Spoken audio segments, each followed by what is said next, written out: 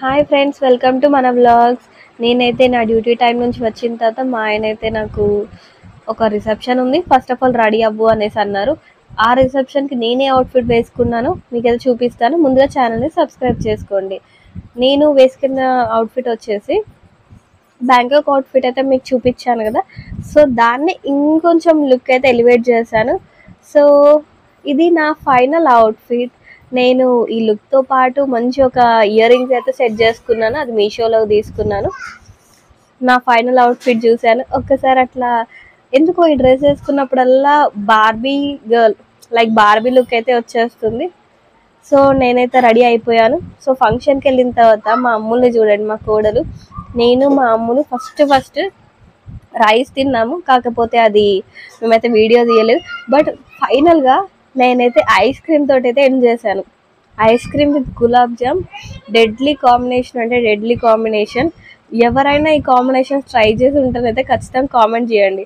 నిజంగా ice cream and gulab jam అనేసి మస్తు టేస్టీగా ఉంటుంది. ఎందుకంటే రెండు స్వీటే ఉంటాయి కాబట్టి నేను హెవీ స్వీట్ అయితే ప్రిఫర్ చేస్తాను. ఒకసారి ట్రై చేసి అయితే చూడండి, మస్తు ఉంటుంది. మా అమ్ములు అయితే ఆ కప్పుని అస్సలు వదిలిపెడతలేదు, చుట్టూ ఎవరున్నా కూడా చూసుకుంటలేదు. పాపం నేను మా ఆయన కోసం తెచ్చిన, మా అమ్ములు లాగేసుకున్నది. కోడల కోసం అని సాక్రిఫైస్ చేసిండు. సో నేనైతే సూపర్గా తినేసిన. ఎందుకో తెలియదు, నాకైతే ice cream and gulab jam సూపర్గా నచ్చేసింది. సో ఇది అయిపోయిన తర్వాత మేము లాస్ట్గా అయితే ఏం చేసామంటే, మా అమ్ముల్ని ఒక్కసారి చూడండి ఎంత ఫన్నీగా తింటుందో. ఆ కప్పుని అండ్ మా ఆయన చూసిర్రా, దాంట్లో ఏదో చేస్తున్నట్టు ఆమె ఎక్స్పెరిమెంట్ చేస్తుంది ఆ బౌల్లో.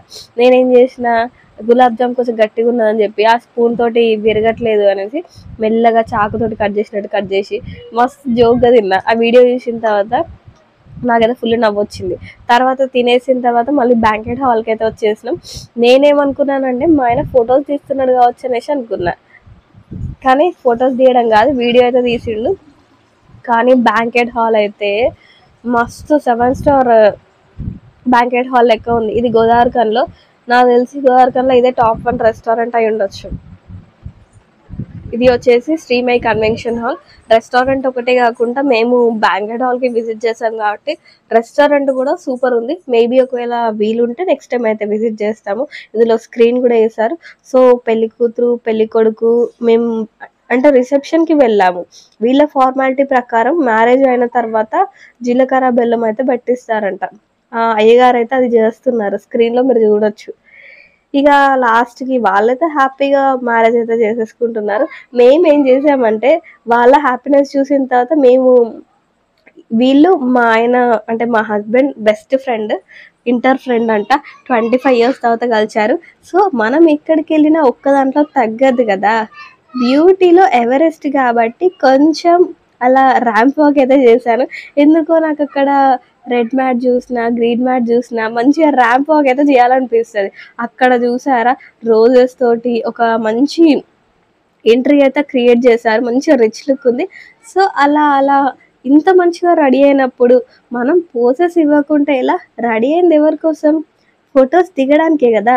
నేను అలా వెళ్ళి నిల్చునేసరికి మా అమ్ములు చూసారా, మా అమ్ములు కూడా అక్కడ వెళ్ళి నిల్చి ఉంటుందంట. సో ఇది బయటకు వచ్చిన తర్వాత ఫంక్షన్ హాల్. సో బయటకు వచ్చాక కొంచెం లైటింగ్ అయితే బాగాలేదు. సో వీడియో అయితే ఎంజాయ్ చేసాం. ఫస్ట్ ఆఫ్ ఆల్ సబ్స్క్రైబ్ చేసుకోండి friends. Bye, thank you for watching.